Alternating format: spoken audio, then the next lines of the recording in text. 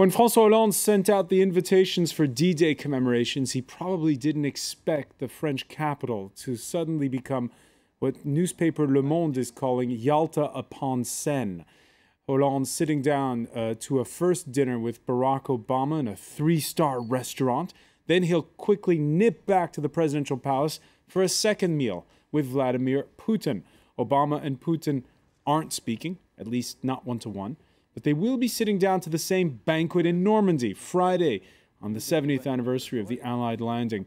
The Allies won that war. 25 years ago, it looked like Western Europe and the US had then won the Cold War, but with Russia's annexation of Crimea and the low-level conflict that's brewed over its border with Ukraine, old NATO allies are dusting off their playbooks, and new friends are getting an invite. Ukrainians who 70 years ago were absent on the Western Front will be represented in the person of their president-elect Petro Poroshenko. Will this dramatic backdrop trigger dialogue between Poroshenko and Putin, or between Putin and Obama? And that brings up a question that's been asked ever since. June the 6th, 1944, Europe was rebuilt on the ashes of 2 world wars after. What future for the continent that those veterans came to liberate? Today in the France 24 debate, D-Day diplomacy. And with us to talk about it, Régis Le Sommier, he's deputy editor-in-chief of the French news weekly magazine Paris Match, and the author in French of a new book on the massacre that also took place 7 years ago in the French town of Oradour-sur-Glane. The name of the book is? Les Mystères d'Oradour. The Mysteries of Oradour. Welcome to the show. Also joining us, Joachim BITTERLICH, former German ambassador to NATO and diplomatic advisor to the former German Chancellor, Helmut Kohl. Welcome back to the show. Welcome as well to Anton, who teaches at the American Graduate School of International Diplomacy here in Paris, and Guillaume, who teaches international relations at the French Political Science Institute, Sciences Po. The France 24 debate, where you can join the conversation on Facebook and on Twitter. Our hashtag F24debate. Now, heading into all this dinner diplomacy, neither one is blinking. Barack Obama and Vladimir Putin talking tough when it comes to Ukraine. Russia needs to recognize that President-elect Poroshenko is the legitimately elected leader of Ukraine and engage the government in Kiev. Given its influence over the militants in Ukraine, Russia continues to have a responsibility to convince them to end their violence, lay down their weapons, and enter into a dialogue with the Ukrainian government. On the other hand, if Russia's provocations continue, it's clear from our discussions here that the G7 nations are ready to impose additional costs on Russia. Firstly, I hope that there won't be a new phase of the Cold War. Secondly, and I insist on this, people wherever they live have rights, and they must have the ability to defend themselves. That's what's at stake here. They must have the ability to defend themselves. Listening to the tone there, I'll start with you, Guillaume, again. Are these bargaining positions, or are these irreconcilable differences, and really not much is going to change over the next 2 days? Well, it's hard to tell. D-Day celebration, it's a symbolic date, so I guess that they will all try to engage in some kind of dialogue, and they will set friendly context, at least for these 2 days. But then... well, not so friendly when you hear that Barack Obama and David Cameron at the tail end of a G7 summit that's just wrapped up in Brussels have basically set down a 1-month ultimatum to Putin, or else they're going to ratchet up even more sanctions. I would... I would say that France is trying to create this friendly environment. As the host country, we must, accommodate every guest. But then the UK and the US, they have their own agenda. And as you know, they are exacting a lot of pressure on France now, for instance, on the military side, when they ask France to cancel the ships, the sale of those amphibious ships. Exactly. So it's all part of a broad negotiation on where to put, what kind of pressure to exert on Russia. All right. So it is a wonderful opportunity, Joachim BITTERLICH, having all these heads of state in one place, first in Paris, then in Normandy. Are they going to make something of it? I think, first of all, François Hollande has made, I think, an excellent start, inviting not only Putin, but at the same time the new elect Ukrainian president, in order to show, let's say, the opening, a certain de-escalation, opening the path towards de-escalation of the situation. Don't expect miracles from the 2 days in Normandy, but expect there, let's say, a beginning, a window, an opening of a window of opportunity in the next weeks and months through direct dialogue between Ukrainians and Russians, perhaps helped by the Europeans, in order to de-escalate more and more of the situation in Ukraine. Anton, we have a solemn duty. Anton KOSLOV, do you agree? Well, I think the possibility to negotiate has been around for, ever since, February. I think certainly they will talk. I think certainly they will try to come up to some kind of conclusion. Now, Putin, it's important to say that a Russian ambassador to Ukraine is going to Poroshenko's inauguration. So it's not Putin, but the ambassador will be there. So it's not like Russians are refusing to recognize Poroshenko's legitimacy. However, I would like to state that it is, I think, a very difficult situation on the ground because, first of all, Russia does not fully control the pro-Russian paramilitaries, and Ukraine, Kiev, does not control those paramilitary groups that operate on the southeast of Ukraine. So we're having a situation, I would say, similar to Colombia in many ways, or some other South American country where you have a guerrilla warfare on one hand, and then you have right-wing paramilitaries fighting on the other, and that's what's going on in Ukraine today. For anybody who is familiar with the situation, that's the case. And in his interview, Vladimir Putin once again did that interview with French television and radio, once again denying that he had a direct hand in those militiamen that are fighting with the separatists. Yeah, that's right. But we have to look at Vladimir Putin's position right now. It's very interesting when you compare it to 10 years ago, because he was there 10 years ago when Bush was, and he had a very much more cordial and warm relation with Bush. They were two men that, the Texan and the Russian bear, who were really, bonding. They had something that he never had with Obama. Let's put it that way. And the context has so much changed when you think about it. 10 years ago, the U.S. was, engaged in 2 wars. I mean, everything was about controversy, about, Iraq. And this time around, it's the return of, even though Putin says he doesn't want another Cold War, but we have this situation where we have Putin is back and Russian is back. And it's really like, I'm coming over, but now the game is on my term.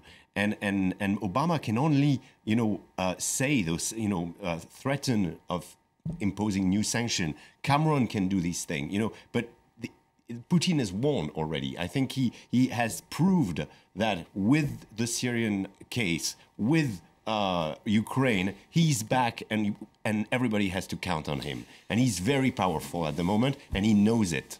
I don't agree when you compare to 2004, because let's remember that in 2004 we were just 1 year after the Iraq War, and at that time, yes, Putin was a strong leader because he was successful in dividing Europe. At that time, you remember France and Germany have sided with Russia against this Iraq War, and the main result of Russian actions in Ukraine is that it has really cemented the West, and now we're just back together at in the G7 against Russia.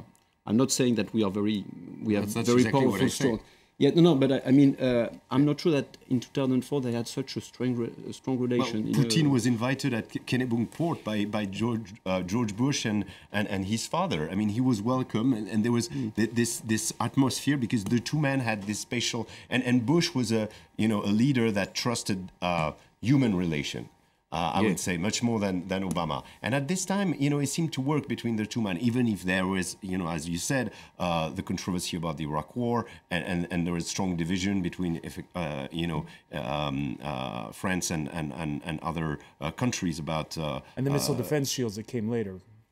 Yeah, that's right as well. But so this time, we have seen Putin gaining on the international stage. And what's interesting, I think, on the symbolic level, because we're going to see within the next 2 days, is very symbolic. Is you can't celebrate D-Day, but if Russia hadn't been there, would we have won the war? And of course the answer is no, because Russia paid a huge loan. I mean, if Ukrainians. And not the Ukrainians. That's another. And you said that there was no Ukrainians 70 years ago. There were Ukrainians in the German army. Yeah. Joachim Bitterlich. Well, don't forget, some weeks ago, Putin was, let's say, in a defensive position. His humiliation was Sochi for him in the system. He is on top of a system, of a great broad coalition in Moscow, but he is not alone. And he had to come out of that defensive position. He has succeeded in doing this with the Ukrainian case. But in my eyes, it's to some extent a bargaining position. What he wants to avoid at any price is Ukrainian NATO. This is for him the key. Let's call it neutrality of the Ukraine. The whole rest, I think he will respect to a large extent Ukrainian independence or autonomy, if you want, with certain elements, protecting the Russian minorities or the Russian elements, if you want. He will do so because he has a keen interest in maintaining the economic relations with the West, and especially with Europe. When you look at the real status of the Russian economy, of the real progress, of his goals he has mentioned in his interview on French TV, I think he wants to get, let's say, more prosperity to the Russians as a whole. And if he wants to succeed there, he needs the West, he needs Europe. He has not any interest in further sanctions. All right, but for Therefore, now, he has an interest, let's say, in de-escalating. But you need both sides for this. And by the way, no one has mentioned here the other case where the Russians have played, let's say, the American game in the last years, is the Iranian case, where the Russians have made no sabotage at all in this case. They have been even a helping hand. They have and they still continue to be. And they still continue to be because this is Obama's agenda. He wants to succeed on the Iranian negotiations till the end of the year as his last real international step. And therefore, I think there is a certain, let's say, not a community, but there are complementary interests on both sides. So let me ask you, because you are the diplomat in the room, when Hollande sits down to dinner with Putin, how do you tell unpleasant truths in those situations? What do you do? No, you have to talk about perceptions. Can you shoot from the hip? All right, it's François Hollande and Vladimir Putin sitting in a room. I'm neither. François Hollande, no. No, but do you? No, Putin. How do you do it? Do you say things bluntly, or do you have to couch them in flowery terms? I think Vladimir Putin accepts, let's say, the blunt language, the clear language, and he is open to this. He is what I call the liberal KGB side. He's familiar to this, and he accepts such a language, and he accepts even when the question, dear Vladimir, what can we do in order to overcome that deadlock today? Step by step, even small steps. How to proceed? What can you give to us? What can we give to you? Etc.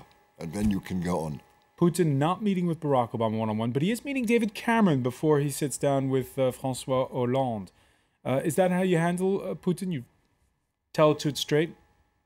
Well, I think they could definitely talk. It's important to keep in mind that what we read in the papers and what people talk about when they meet one-on-one, they're different things. So I think it's important. They're going to discuss in what way and, in what language, I don't know.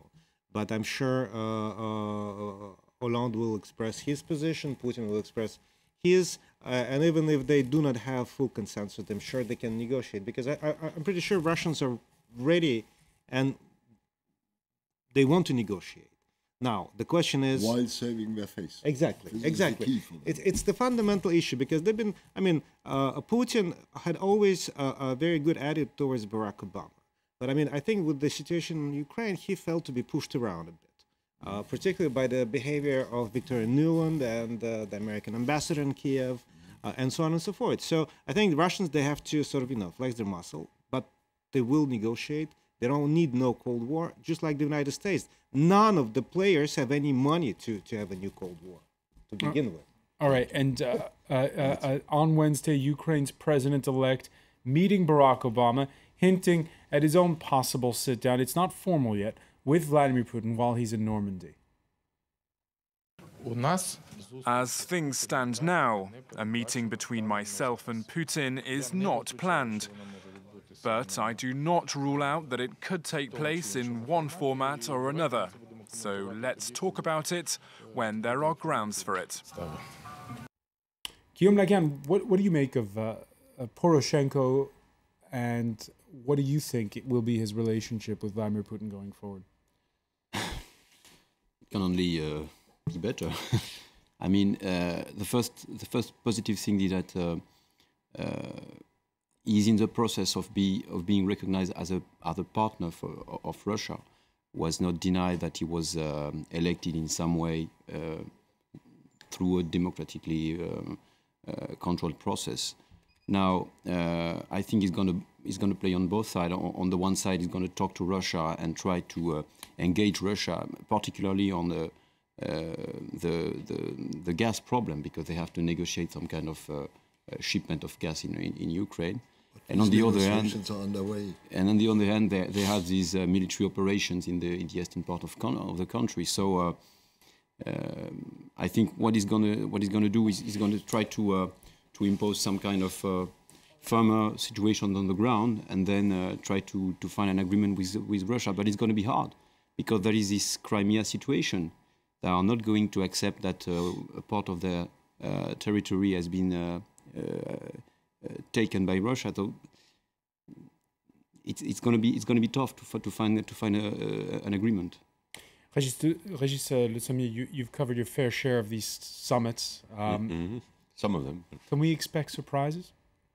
There's always a bit, on this one, I don't think so, because this is so symbolic. I mean, 70 years anniversary of D-Day. Everybody is going to be focused on what it means, what kind of Europe the people that came 70 years ago to liberate us find today. Where are we going forward? And of course, there's going to be the lingering question of the environment, the political environment. And let's not forget that the European elections were a clear show that every nation is turning back inwards, even the United States also, and we there's going to be some reflection. I hope there's going to be some reflection on the symbolic value of this. We're going to pick up on that point when we come back. We're going to have to take a very quick break, because that is an important point. We're going to broach it in the France 24 debate.